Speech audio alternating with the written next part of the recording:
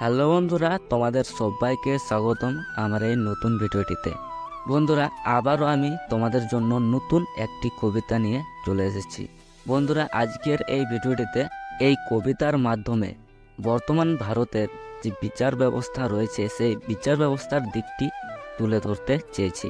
তো বন্ধুরা, আশা করি তোমরা সবাই ভালো আছো। বন্ধুরা, আজকে যে কবিতাটি লিখেছি সেটির নাম হলো ন্যায় বিচার।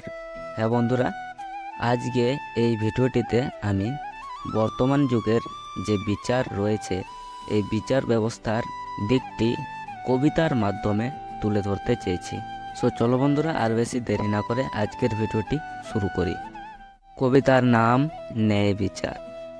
অর্থ থাকিলে পাবে ন্যায় বিচার, না থাকিলে হইবে অত্যাচার। আধুনিক যুগে আছিল ন্যায় বিচার, সেটি এখন পরিণত অন্যায় অত্যাচার। সে শত গরিবকে কাঁদিয়েছে, তবুও ন্যায় পেয়েছে, অর্থ কাছে রয়েছে। সে কোনোদিন করেনি অন্যায় অত্যাচার, তবুও সে পায় না ন্যায় বিচার।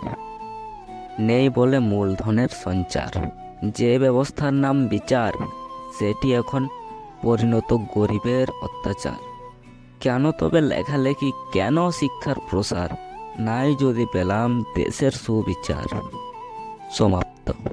কবিতার নাম হাত পালা। চিকিৎসা কেন্দ্রের বাইরে কি পড়ে রয়েছে ওটা?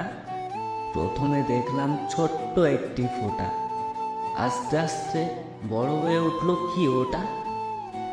কাছে আসতে দেখি অমৃতের পুত্র মানুষ।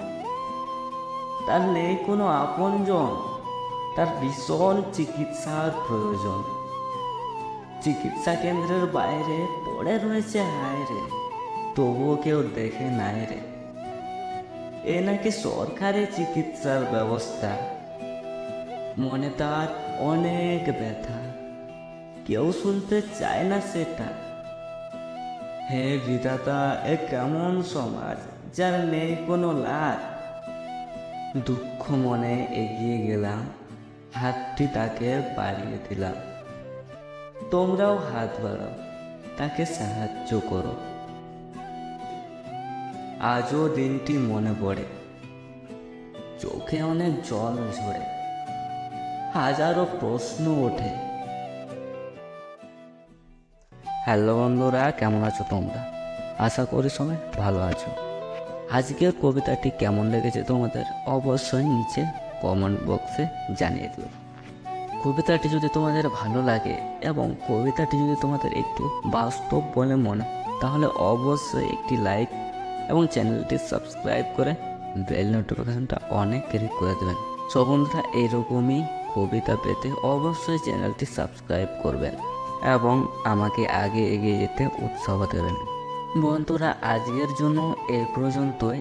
দেখা হবে পরের ভিডিওতে। ততক্ষণের জন্য তোমরা সবাই ভালো থেকো এবং তোমাদের পরিবারের সবাই ভালো থেকো।